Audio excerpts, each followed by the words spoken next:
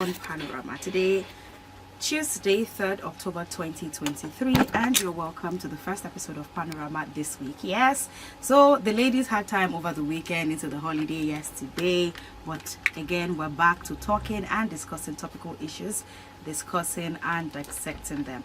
My name is Esther Alaribi. It is 6 minutes past 9, and right here on Women Radio 91.7.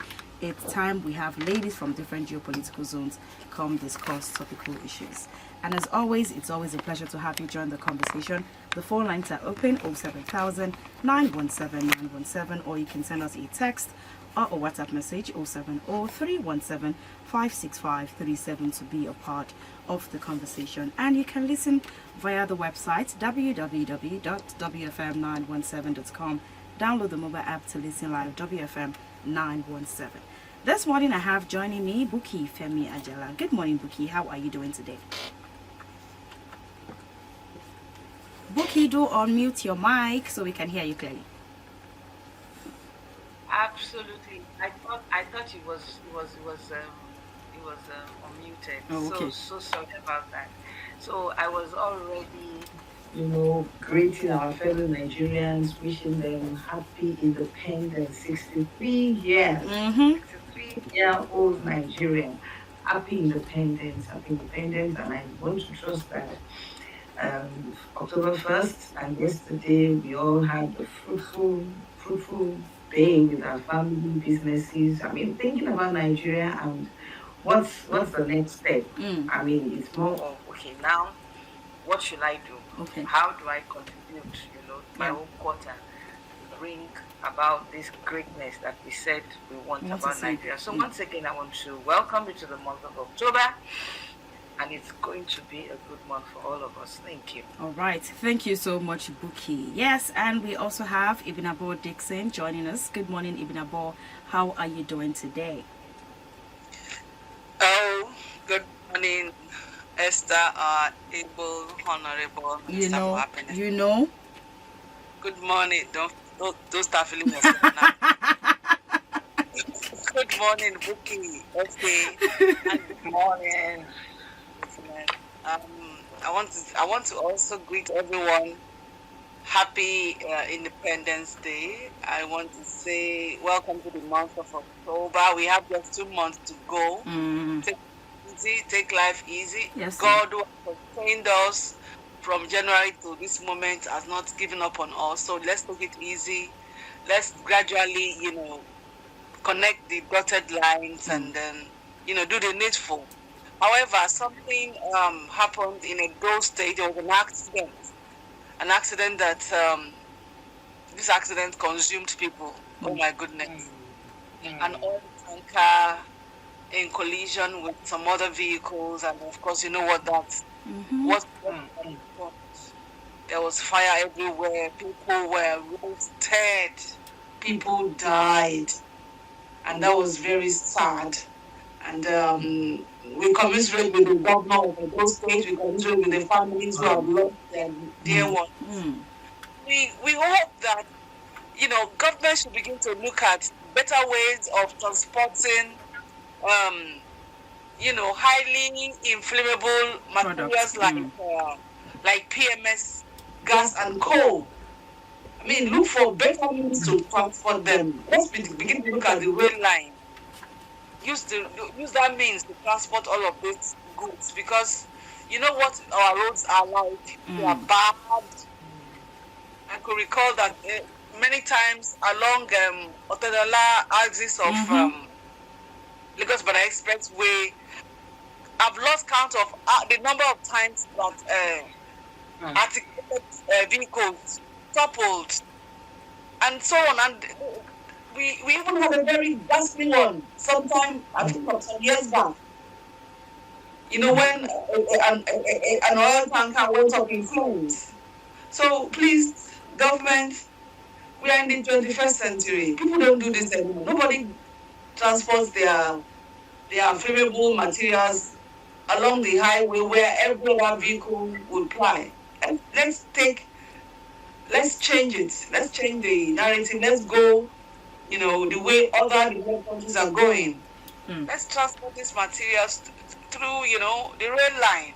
But just like the conversation we're having this morning on the newspaper review, and this one is a little bit different, but still in the same line. And this one happened somewhere in Iba community in River State. An explosion that happened in an illegal refinery causing the death of about 18 people. Now we're still talking about crude oil and what have you. I mean, you know what the situation is like in River State, illegal refinery, people just having to fend for themselves, any means of survival, scooping crude oil to sell. All of these conversations are still tilted towards the same way still. Exactly. Talking about River State, I could, you know, I'm always very emotional about it because, you know, it's a very ugly situation. A situation whereby, you know, your state is an oil producing state and poverty is all over the place. The water is dirty, is already contaminated with oil. You know, when you live in the riverine area, I mean, the natural business that comes to you is fishing. You can't go fishing because you have to, I mean, you don't, what do you do? You are dying. All the fish are dying. So, and we're talking about cleaning the environment and all whatnot, and nothing major has been done. But when you complain, they'll tell you that, okay, we have what's it called now? Each time I want to remember it, I can't recall it. I keep remembering the old name, Ompadek, oil producing this agency. Yes, help me out. Is it NCDC? NDDC rather. Yes, NDDC. Okay. It used to be Ompadek, and each time I want to recall. Okay. What for mine is Ompadek. You see, when you put people in place of in charge of what belongs to the vast majority, and you see that nothing is being done, you don't sit and fold your arms. Look at how best you can handle the situation. If people there are not doing the right thing, somebody should get up and do the right thing. Because if you complain, they will say, oh, the government is given, what happened to the preventive, whatever, what happened to this, what's NDDC doing and everything, but people are suffering. If the solution you have preferred is not, you know, it does not, you know, suffice, you get up and do something else. Do the needful. You can't keep having people, too. If people are comfortable in that place, there's no need for any what is it called? Just mentioned all these, you know, illegal refineries. There will no need for all of that. The mindset is, people are coming to scoop oil in my state, and here I am hungry. And do you know what that is doing to the people?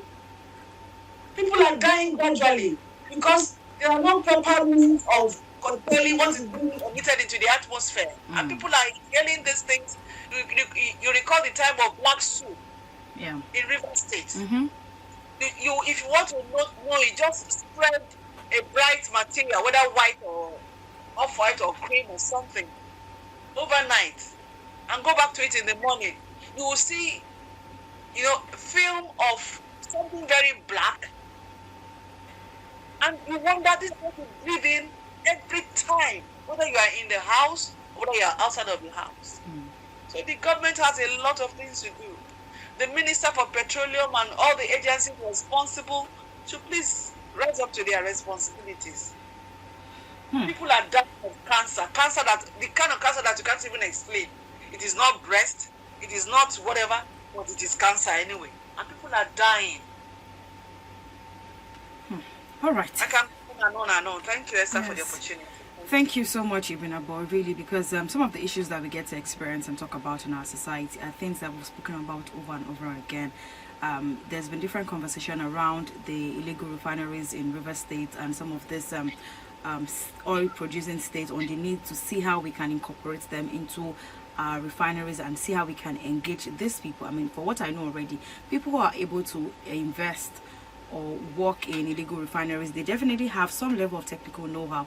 Let's bring them up and see how we can make them be better and actually have them work under something systematized, but we keep having this conversation over and over again. This number of people, 18 people who have lost their lives in Rivers State, they probably just went there to scoop oil, which I'm not in any way trying to endorse, just to be able to make a living. But again, we really need to pay caution as a people, as a society.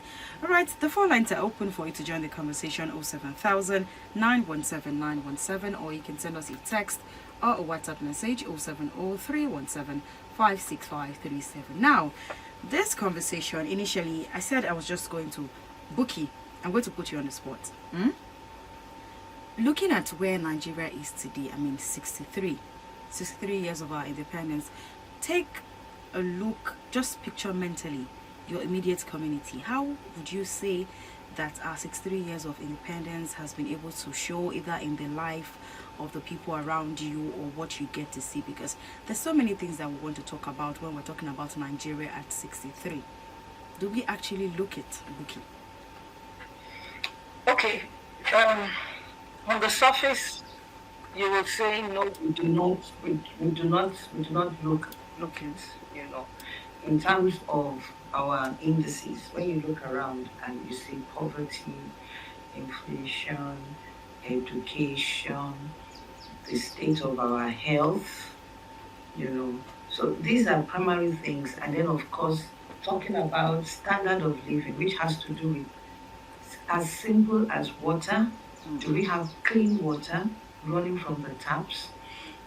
Our roads, are they good? Then of course we also talk about the kind of living we put ourselves in terms of the accommodation. How is it? So these are primary things. The state of our market.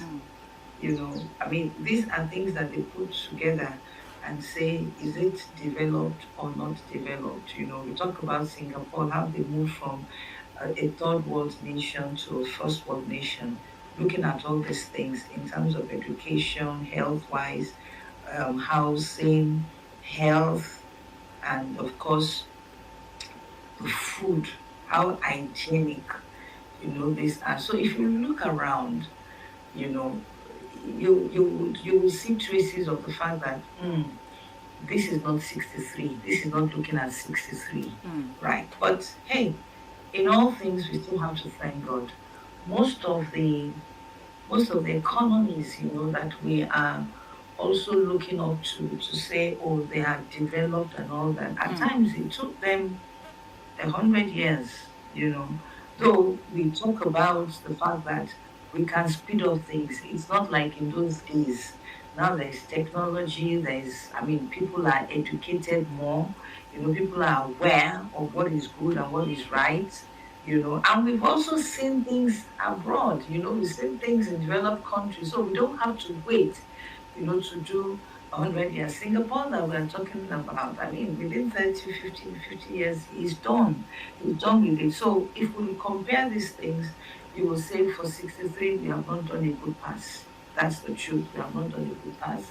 But hey, what can we do between now and when we're celebrating 100? So we have, that's about 37 years. It's more than enough, to come back to the glorious state of we being the giants of Nigeria.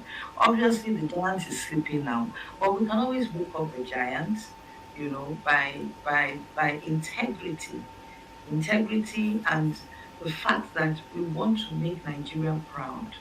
So everybody has to put things in place. It's not just the government, but everybody. Though the government has the upper hand, because they are the ones that dish out the policy, they are the ones that manage the resources of the economy. But you see, whatever they do also, it spills into what individuals do. That's it. Well, however, the individuals and the families also have their own to do. But like I said, it doesn't show that we are 63 in terms of our development, but we can do better. Thank you. All right. Thank you so much, Buki, for your thoughts right there. Truly, if we look at it on the surface, different people hold different perspective as to what they think, because a lot of things are not where we want them to be yet. And if you ask people to speak on how it impacts them directly, everybody would have like different things to say, which is understandable. Even about, what do you think? Okay, yeah. If you look at an average 63-year-old man or woman, and you look at their achievements, and then you juxtapose all of this with what we have been able to achieve as a country, we have not done very well.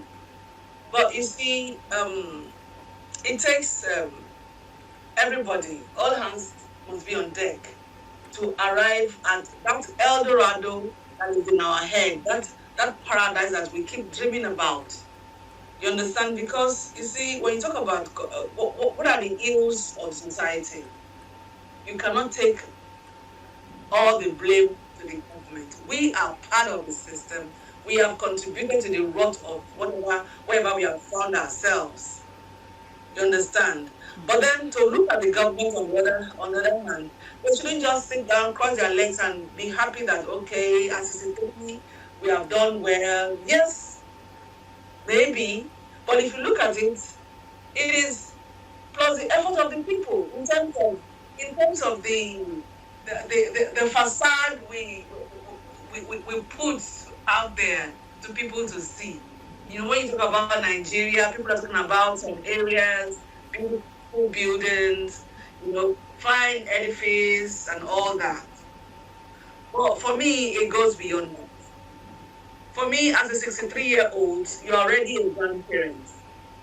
As a grandparent, you pamper, it is very synonymous with grandparents to pamper their grandchildren. Who are the grandchildren? Nigerian youths. How do we pamper them? Pamper them in the sense that I'm not saying that they shouldn't work, but having an economy that is so friendly, that will give them soft landing, that will give them hope that there is hope for tomorrow and everything. But we are yet to be there. We're yet to be there. So, in summary, what I will say is that, yes, we are not where we're supposed to be as a 63-year-old nation. We are not where we used to be. We were somewhere in the past. We have made progress. We have moved forward. The speed is not something that is very important, very appreciable, but we have made progress. We are not where we were 63 years ago.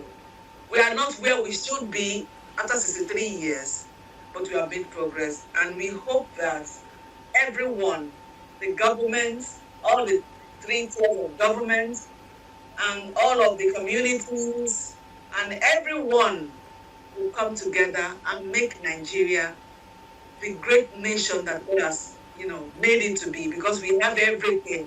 We have all that it takes to be a great nation. So the ball is in our court. What do we do with what God has given to us? What do we do with what we have on hand? That is the question. How are we handling our responsibilities? Our responsibilities are enormous. As a government, you have your role to play. As citizens, you have your role to play. For instance, you as a citizen, you don't dispose of your waste indiscriminately. Yeah. You as a citizen, you don't flout government rules. When you get to a point where you have traffic light, you pay traffic light. There had been accidents, needless accidents at such point because somebody decided to be irresponsible. What are we doing concerning insecurity as a government? Is it impossible to bring about security that we used to enjoy in the years past? The government should begin to look inwards and look at what should be brought back to the nation. We have lost a lot of things. How do we recover? Should be the question. Everybody should be involved. The government should listen to the people, and the people should play their own role. Don't just sit there and think government must do everything. For For instance, as little as when you close your shop, Yeah. if you, I mean, put off the light in your shop before you close, whether there was power or not. Sometimes in the morning, early in the morning, you see when you're driving past some places, inside the shop, you see their lights will be on and they're not there. We don't want to encourage any form of wastage. Please, so let's do the needful. All hands will be on deck. Everybody, let us all clamor for a better nation. Add your own little quota from your own corner and let Nigeria be great. Nigeria is supposed to be the nation where people will come in and find respite. Not a nation where we'll be jacked all over the place. Thank you. All right. Thank you so much, Ibinabo and Buki, for your thoughts there. 26 minutes past 9 on your Women Radio 91.7, and this is Panorama. Panorama is where we have the ladies from different geopolitical zones come together to discuss, accept, and disagree on topical issues. The phone lines are open 07000 917 917, or you can send us a text or a WhatsApp message 070 317 565 37. You can listen live at the website www.wfm917.com. Download the mobile app to listen live, WFM917.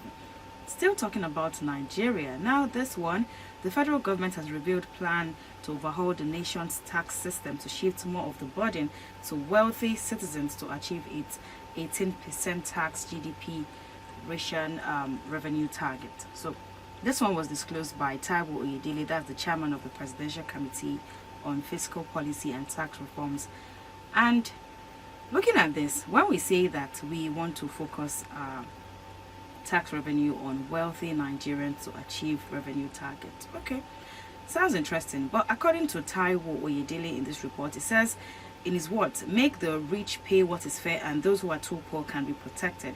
We also envisage reduction in the corporate income tax rate to below the current effective rate of more than 40% to help boost business. Now looking at this part here would actually help business owners, because to be fair to business owners, a lot of businesses at this time, the cost of production is high, cost of operation is high, people are not making profits like they used to, and you're still under every obligation to pay salaries, pay your workers and what have you, and you still get to pay all of these taxes. Now there are times when some organizations are able to get tax waivers, but under what circumstances? These are the conversations. So now, having to say that we're going to be focusing this tax revenue on wealthy Nigerians, we want to know who wealthy Nigerians are. Like, we really let it be spelled out properly. You don't see somebody earning a certain amount of money and you just assume you're just going to tax them, because one way or the other, whether you like it or not, you're paying tax. Even if you don't actually go to tax office to go and remit your tax, the things that you buy, one way or the other, you're paying tax. So this seems like something that is vague, and we need like a lot more words for it to be spelled out on this one, Ibinabo. Okay, thank you. Esther, you took it out of my mouth. I've been thinking over and over that what parameters are they going to use at this time to tax wealthy Nigerians? Who are the wealthy Nigerians? Who are the wealthy Nigerians? And what are we talking about? Because apart from, I don't know who they're talking about, because everyone that we assume are wealthy are employers of labor. They are employers of labor. They have one business or the other, running in the nation or international business and everything. And they have workers working in small organizations. So when you begin to tax them so heavily, it is natural for them to push it down to their workers. I could recall during COVID, when COVID came hitting everyone so badly, and things were so rough and all that, people were letting up members of staff. People were downsizing their staff strength. So when we talk about doing this, it is an ambiguity. They need to be very specific. I could recall that a particular government in America came up with this idea, and if it was perfected, It's because they already have the culture on ground. You see, whatever it is you're going to do to that wealthy man is not wealthy by himself. He has people who are working out this wealth for him. And when there is a problem at the top, it is very natural to cascade it down to the very lowest. So at the end of the day, whatever it is the thing you're going to be getting from the wealthy Nigerians, it is an indirect, revenue being taken from the poor. Because every wealthy man, okay, let's look at the wealthiest man in Africa. That's Dangote. At least that's what he's told us. Is he the richest man because he's Dangote? He is the richest man because he has massive organizations all over the place. And people are working in these organizations. He's an industrialist. He has massive members of staff. So if government tax is pocket, this pocket has where money is coming in. So once this pocket is taxed, he's going to spread it across all his organization, his industry. And at the end of the day, the poor man that we think we are protecting is going to be part of this so-called taxing the wealthy Nigerians. So the bottom line here is C. Government has to look for means to revamp the economy. I'm not condemning this. If they know what they are doing, if they're going to carry it out properly without taxing the poor man indirectly, it's fantastic. But then you see, there are countries, you see, when you talk about taxation and everything, when you have a country like America, their debt to GDP ratio is very high. But because the reason for being so invasive, you can see it. These monies are well expended. They are well spent.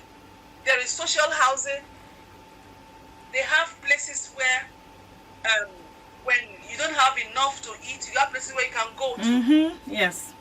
Like a country, I'm very sure of a country like Italy.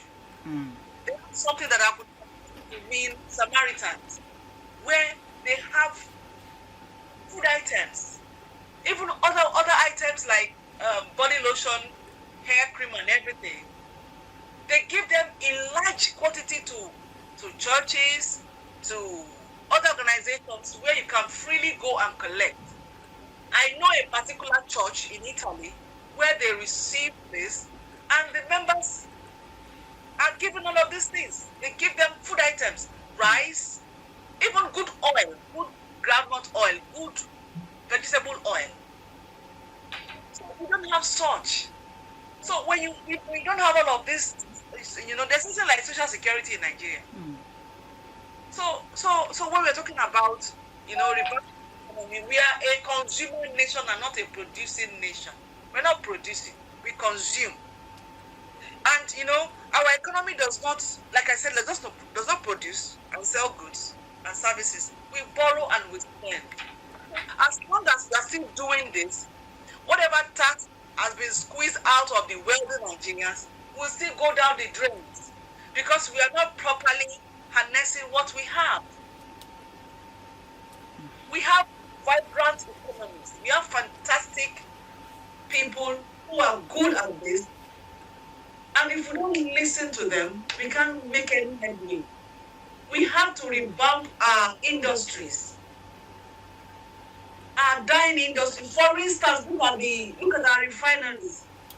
I mean, you can imagine how many governments have come and gone, and none took it upon itself to revamp. Okay, in my tenure, let it be that the only thing I've been able to achieve is to revive our refineries. That would have gone a long way. We have textile industry. We have so many industries that are dying. Some are dead completely. What do we do? And we have all these men who are wealthy in Nigeria. But the policies, government policies are not encouraging. The issue of insecurity is very scary.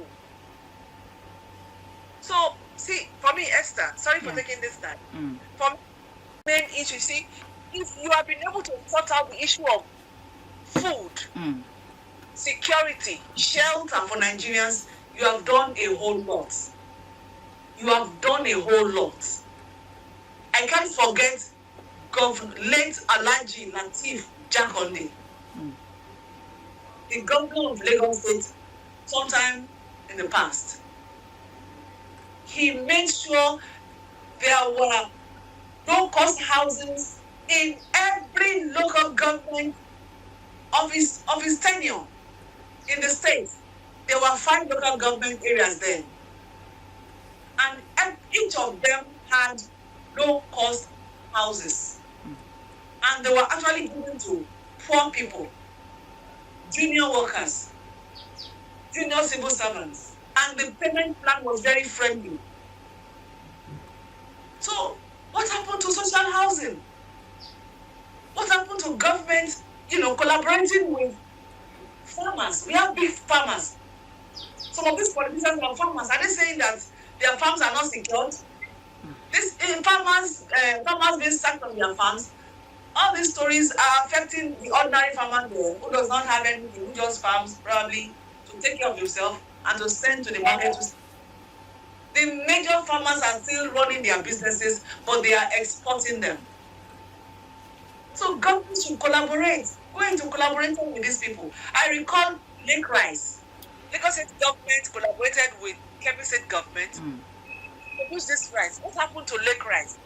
When it was first introduced, I thought that was the end to Wahala of rice in Nigeria. Because if we can have good rice, good Nigerian rice, well destoned,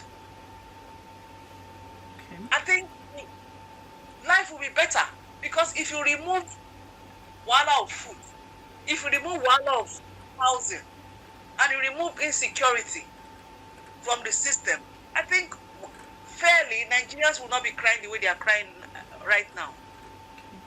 So the government needs to do a lot of collaboration with all of these big farmers. Look at poultry. Look at poultry.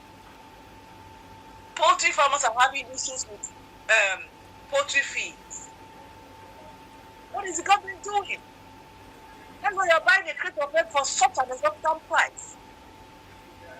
Are we importing these chicks? Are we importing the eggs? But now we import eggs from neighboring countries. So the government has to, they have to spread it out. While you are taxing the wealthy, look into agriculture, have a lot of collaborations. Governments too. I'm talking about the government too, not only Mr. President. I'm talking about all the 3 tiers of government. They should do this. I tell you, in 6 months, in 1 year, in 2 years, in 4 years, you will see the massive change. Thank you. All right. Thank you so much, Ibenabo, for your thoughts on this one, having to touch on different areas, really. We've had really brilliant initiatives that has been announced over the years that so at some point you wonder what happened to them, why did we stop? Talking about this Lake Rice, it was something that a lot of Nigerians really applauded at the time, but all of a sudden everything just went down. There's so many things that we get to think about, laudable initiative, but we don't see them to the end. That's one of the challenges that we have as a society. Buki, what do you think about this new one by the federal government having to focus tax revenue on wealthy Nigerians, and who do you call a wealthy Nigerian? Okay, I don't want to speak for them. We have challenged them that they should come up with the criteria, and I know that they will definitely come with the criteria. They could use the kinds of things you have. I'm not speaking for them. I'm just using that as an illustration. So that we don't go into debate. Yeah. But they could use the kind of vehicles you use, because I know in some civilized countries, they tax you heavily if you have a car, and that's. But then the other side of it is that they have they have worked so much on their transportation system, that you don't need a car. I mean, to go to work, you've got the train stations, you've got the bus, and they're very comfortable, not discomforting. That you'll be squeezing yourself inside the bus, the whole bus is dirty, all kinds of things. I don't want to imagine that, but they will have done the needful. So if you now say you want you want to live a life of luxury, you want to have your own car, and then they will tax you. Then, of course, the kind of houses you build, the kind of location you stay in, and then, of course, they also look at your income as well. What comes into your personal income. So I want to believe that they will have their own criteria. Let's not jump. I believe that they will come out, to flesh it out. But hey, do I agree with that policy? Obviously, yes, I do, because the reach that you have. I mean, when you have more than enough, you're supposed to spread it, to the people. I mean, the Bible says that the poor you always have with you. So any country, which Ibn Abu mentioned Italy, I mean, we know all these things. It's from the tax. It's from the tax. They now make goods and services available to the poor in terms of food, in terms of education, in terms of hospitals. They ensure that the poor, they have it, social welfare, to collect it. So the issue for Nigeria that we want to trust the leaders and also the policy makers and policy implementers and all that is to ensure that they do these things with integrity. I will keep talking about it. Integrity and the love for their countrymen. Not the love for their bosses, but the love for their countrymen. That if you have said you're going to do this, then do it in such a way that, I mean, people will know that you did. Talking about taxation now, there had been something, it's more like that, if you, aside from your pay as you earn, which is also structured, really, and then of course you have your company income tax, which is also structured. I mean, right now, except they change it, for SMEs, if your turnover is not up to 25 million, you don't pay the tax, you don't pay your company tax. But immediately it crosses over to more than 25 million, you start paying, and then of course it's graduated to 10, 20, 30, and all that. So I want to believe that they want to look at it holistically. We've talked about the fact that as an entrepreneur, you pay all kinds of taxes. So I also saw that they're going to harmonize it, and then of course, for those who say they are very rich, like I said, they will come up with that criteria. So let's wait for them to come up with that criteria. And I know, I mean, if you fall into that, you pay, because I will not have to now say that for them to really get these things, I hope they also have a structure to know what people earn. There's a way things happen in Nigeria that even somebody might be very rich and you don't even know. Yes, you might say they will know it from their accounts. Okay, let's see, and then also they also have to be disciplined from their own side too, so that they erase corruption. Another thing that I expect them also to do is to expand the tax net. The reason why people do not pay tax, I mean, majority, is that the issue, aside from what are they even doing with the tax, on the other side of it is that this one will come, local government will come, they will collect, this one will come, they will collect, this one will come, they will collect. So at the end of the day, it's like, why are you doing all this? So they should have one single way of reaching out to, the people in, I mean, if you say your tax is 500 naira or 1,000, I mean, people will come to pay that because they know where these monies are going into. Yes. Like somebody was telling me, yes, I think it's in Netherlands, yes, it was in between jobs, and I was asking him, I said, okay, so if you don't get a job on time, what's going to happen? Oh, he said, yeah, the government is going to pay him, I mean, his basic salary for, I think, maybe about 3 months or something like that. I said, what? Interesting. You understand? He said, yes, because he pays his tax. because he pays his tax. Because they know that there's no money coming into your account because everything is, I mean, is automated. I mean, they all have everybody financially included. Not even here that you are trading that you still have your money. Right now, they're already reporting that monies that are in the banking sector is gradually reducing. So a lot of people are now moving their monies outside. Some of them are even keeping it in foreign currencies and things like that. And some of them even have these dollars, all there. So until they make the system such that you can read through it, then you can be rest assured that nobody will escape. But if there are lots of loopholes, forget it. It's going to be more like a witch hunt thing. But I want to believe that they will do their job. Let's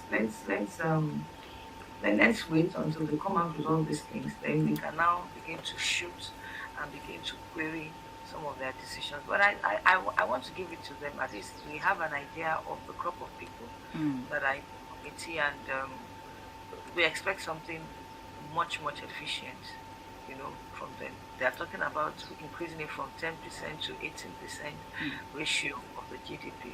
Yeah. So let's see how they will go about it. All right. So we keep that crossed. Thank you. Okay.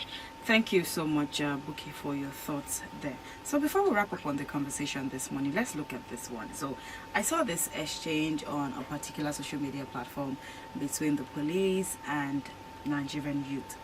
So the Nigerian Police Force PRO ACP Olumoyiwa Adijobi made a post trying to celebrate a particular female police officer, and she had this particular phone with her. I'm not going to mention the brand, but a high-end phone drone. And some Nigerian youth went on about the whole post, saying that this phone is worth close to $1 million. How is a DSP able to afford this kind of phones? And people went on trying to look for the salary structure of the police to say, how is she able to afford this phone? Then the police PRO came out to say that police officers are not paupers, having to ask some of the youth to withdraw their statements, and saying that it is a shame that we think that Nigerian youth think that police officers cannot afford to use a certain level of luxury because they're just police officers. Now, some comments that followed afterwards is what I actually want us to look at. Now, people having to say that, oh, so really, the police PRO realizes that people can afford to save up to buy the things that they want to make their lives easier and just to be able to enjoy a level of luxury. I mean, person where they work good chop. So why is it that when your men meet Nigerian youths outside on the street, you get to see all kinds of demeaning words, people being subjected to inhumane searches here and there? I mean, this one I went out on Saturday, and somewhere around Ikeja Bank, Anthony Way, yes, if I'm correct, yes, I saw that one. There was this guy being searched. The way he was being searched, I was just there looking like, how there is no way you want to search me in that way and manner that I saw, that I will not be defensive. I understand that we keep telling the youth to always be calm as much as possible when you are dealing with police officers, but the way I saw that guy being searched, if you search me that way, trust me, we will have issues because I will be defensive. You cannot just come at me like you're coming at me as if you already know that I have something with me. So there is no way I am going to want to cooperate with you, which is a challenge in itself, because that can escalate, which I am well aware of. So the PRO having to say that police officers are not paupers, and what this one got a lot of Nigerian youth talking to say, so so why is it that your men still go out and harass people, searching them? You look a certain way, somebody is telling you, oh, how old are you, why do you have this car, why do you have this phone, who's your father, and all of that. I mean, people work for their money. We get to see young people as young as 25, 27 doing a lot of big things and earning good money for themselves. So because I don't want a particular police officer to accost me on the road and look at me a certain way, I have to behave like a pauper and not flex the money that I work for. Maybe we want to rethink some of the things that we get to do and say. And this one goes to police officers out there. Yes, Ibn Abo, let's hear your thoughts on this one. Okay, thank you. I feel that the policeman, posting that the picture of that lady did not do well. Where am I? Why do we conclude that some persons are doing things outside of their means of livelihood that are not clear. They're not clear. I mean, the salary structure of the police is all out there. If you look for it, you find it. For an officer to earn up to 100,000 naira, so, and it is natural for people to expect that whatever you have should fall within your salary, your salary range. Even if you're supposed to be saving money, how many years have you saved up money to buy such? So even if it could be a gift, actually, that phone could be a gift from a friend. You can be a police officer, and then you have a friend in high places, and I mean you have a friend in the high place, and this friend chooses to give you such a gift because probably he or she knows you like it, and you are given such a gift. Who says I cannot enjoy my gift? But you see, as policemen, they are image makers. They are law enforcers. And I thought that senior officer would have been, smart enough to know that posting that on social media will spark a conversation. Exactly. So there are some things you don't do, not because you think you are wrong, but because you don't want to create a situation. All right. Okay. All right. Thank you so much, Ibinabo, for that. Buki, let's get your words on this one as we wrap up this morning. Oh, okay. So I think Buki is having network connection, but it's all good.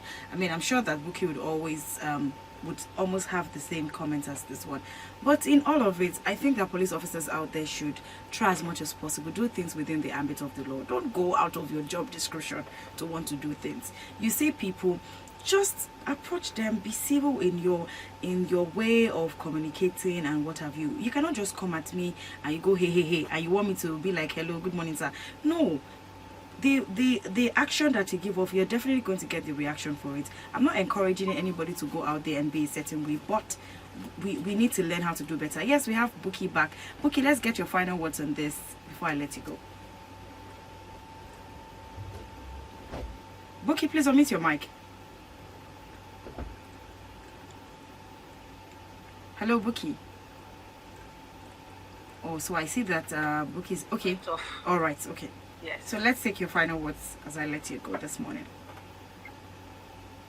Okay, fine. So it's